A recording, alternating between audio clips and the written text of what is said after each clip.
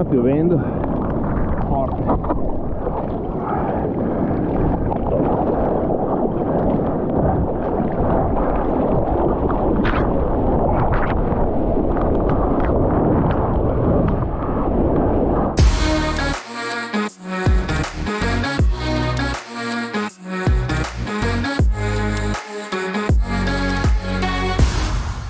It's never too late. This is my mantra, my way of living. It's never too late to do something new, to do something that scares the crap out of you, to do something that gives you good vibes, to do something that gives you life. That's me in March 2019. I was 30 years old and I was taking my first surf lesson. Yes, I've jumped on a surfboard before, but never seriously taken a lesson. And you know what? I got hooked. I got the bug, like they say here. I got hooked to that feeling that you can't explain to someone that doesn't surf.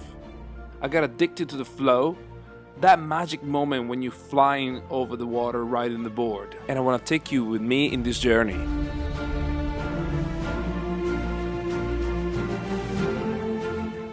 I spent the whole spring 19 renting different kind of boards to try different volumes and lengths. I was getting it. Step by step I was starting to ride waves. It was magic.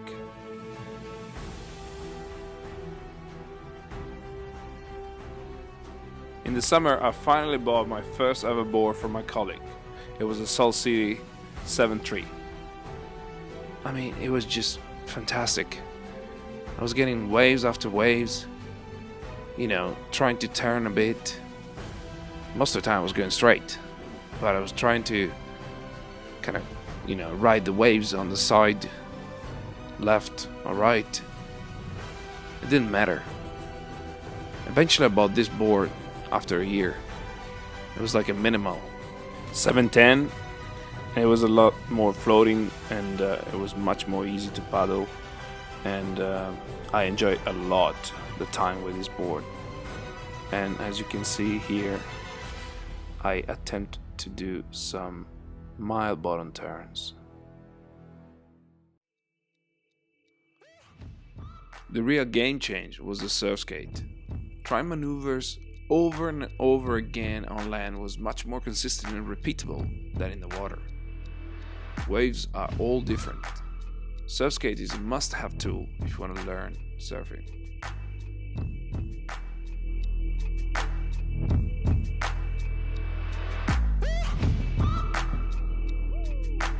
Another must-have tool is a longboard, any sort. You probably disagree with me on that, but it makes you set the maneuvers way slower and steadier. That is a good teacher for when you'll be on a shortboard. This is a 9.6 log that I shaped during pandemic, and it taught me a lot because transitioning between this and the shortboard, it makes you perform maneuver way better. And I think my curve of learning and improving in surfing got better just because of this.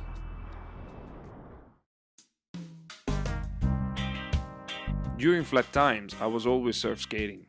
I was finding parking lots with mild slopes to go and train bottom turns and tail kicks. I had a bag full of yogurt tubs, which I put on the ground as cones. This seems very stupid, but in surfing, it's all about setting a trajectory to go through and a point of the lip to reach, for example, and hit it. So the cones are very important. In 2020, October, I bought my first shorter board, and this is it. As you can see, I keep staying on the bottom of the wave, which is very annoying to see on the video.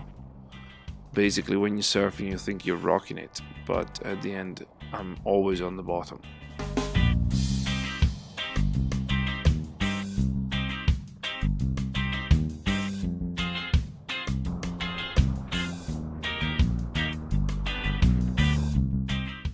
Even here on this beach barrel, very small, but you can see that I'm too late and too on the bottom of the wave, and so basically the barrel breaks on me.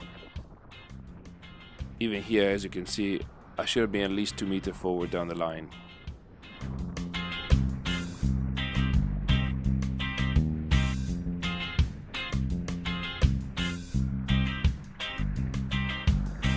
I'd say that just around March 2022, I started to have some more progress in terms of carving the wave. It just that little bit that changes the game of going up and down from the wave. That didn't happen before. I think that really was a bit of a click.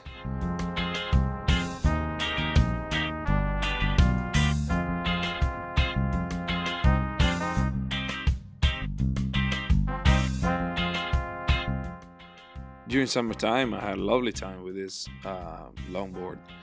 It just goes very nicely, and it just cruised the whole wave down to the beach. I was like most of the time in the flat days I was down in Cornwall. Good time and sun shining.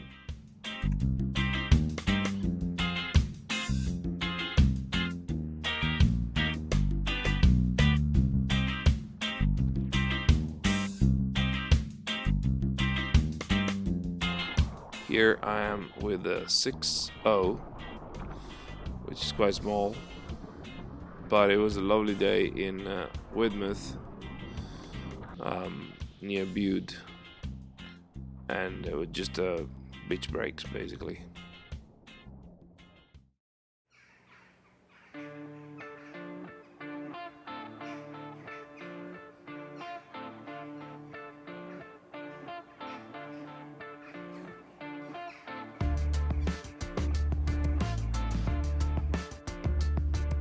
So here's me trying again to perform, and as you can see, I can show you the big mistake of this. Basically, if you see, my head never really turned backward over my shoulder, which is a mistake. You should like perform the turn and watch over your shoulder. You see, my head never really performed the turn, and that's wrong.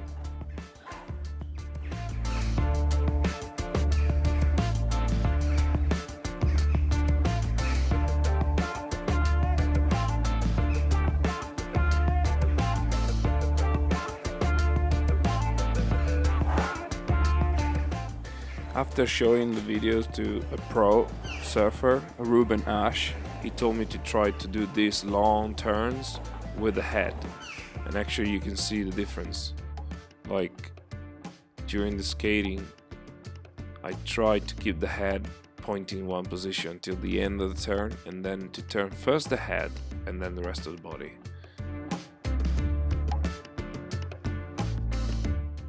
Okay, so I turn my head, you see, and then I turn back. And this is a little squirrel that came and say hi.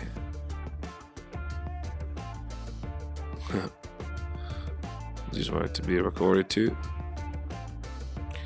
And see here. So I perform the turn, keep my head, turn the head, and turn the body. I discovered the magic of the skate park. This place, I mean, if you use it in the right way, it will teach you a lot. The very first time you think it's very difficult, mainly for two reasons. First, you're scared of falling off, so you stay in the defense mode, which translates in tension, and with the weight on the back leg will make you fall. And second, if you're not a skater, you're probably passive in front of the ramps, which will slow you down and will wane your power of reaching the lip of the ramp. So if you stay on the front foot, bring your both arms forwards and use them as a steering wheel. Kiss the knees and make yourself lighter when you hit the ramp. You'll fly. So this is so crazy. First time I've ever been in this. Actually second, but I never tried the tips that I learned on Ombi. So cool to do that. And all the skate park that I couldn't believe it was possible with a surf skate. So good.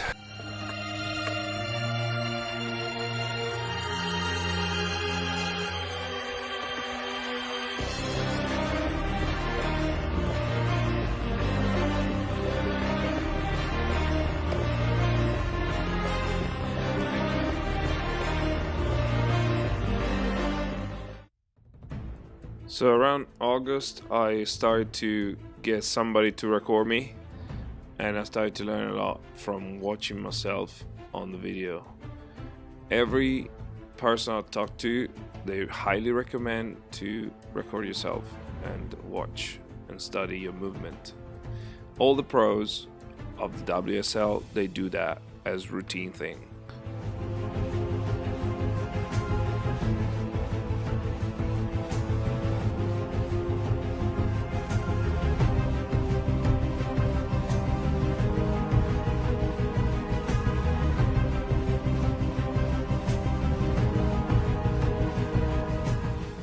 Back in the spring, I bought this 6'6" with wider nose 2+1 feet setup.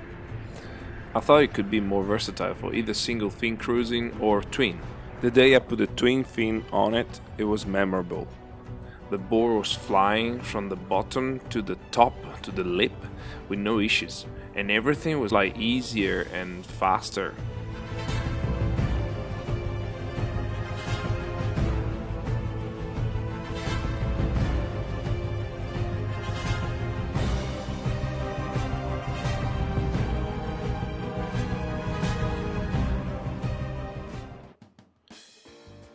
This wave was massive.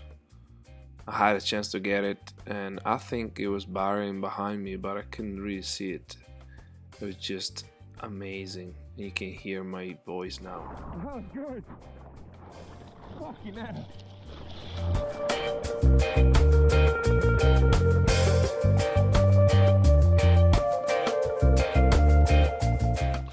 I also started to do some backhands a bit better than before, because this board was like allowing me to stay on the wave for a bit longer and hold the turn. Have you seen the rain? This time it was pouring raining, but it was a really good fun day.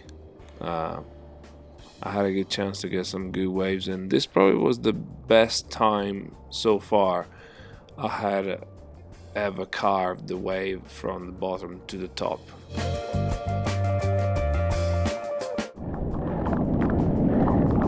Sta piovendo. So during this rainy day I had a proper step up in the improvement curve. For some reason, possible because I did a lot of ramp surf skate, my muscle memory made me automatically doing the carving till the lip and down, nose to the beach. Never happened before. I was surprised, like it came out without me really knowing it. And the funny thing is, I could repeat it more times during the whole day.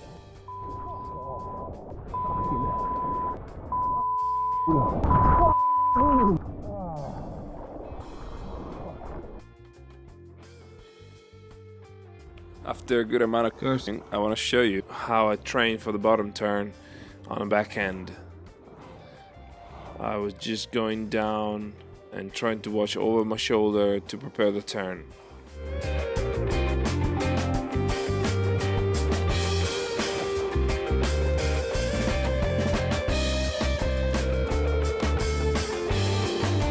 And here he is, backhand, lovely left. So you can appreciate the importance of the video. When the GoPro shows the lip of the wave, I do a better turn, because it means that my head went over my shoulder and watched, you see, like that.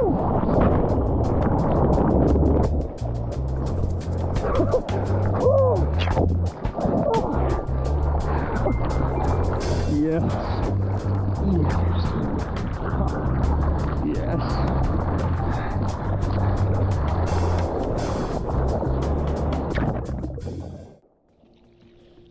So this time I had completely changed. As you can see in the videos, I'm using much more space in the wave, like going up and down, and that's amazing. With this board I had the chance to learn that, because with other boards probably I couldn't even do it, just because they were not high volume enough to do that. But now my question mark is to go back to the smaller board and see if with those I can do the same kind of movements.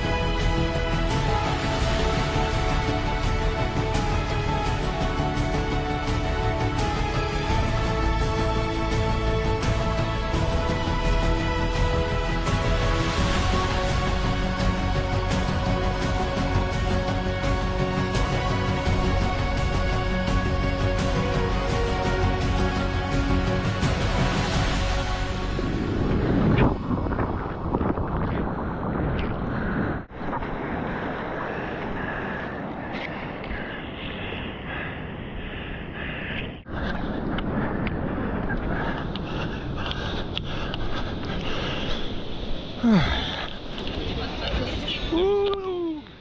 guys, just finished surfing. There was such barrels, like it's still on. I don't know if you can see. It's so good. Look at that. And of course, with a Garmin, you can pay your beer straight out of the beach. I had Kami here doing some photography. Yeah, it was a good day. It was super fun.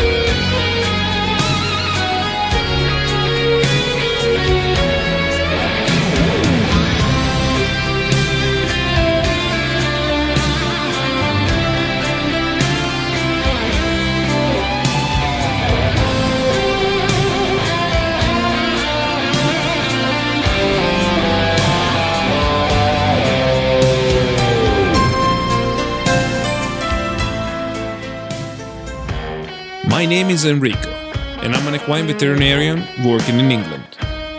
I love doing vlogging and photography, so stay tuned for the next adventure.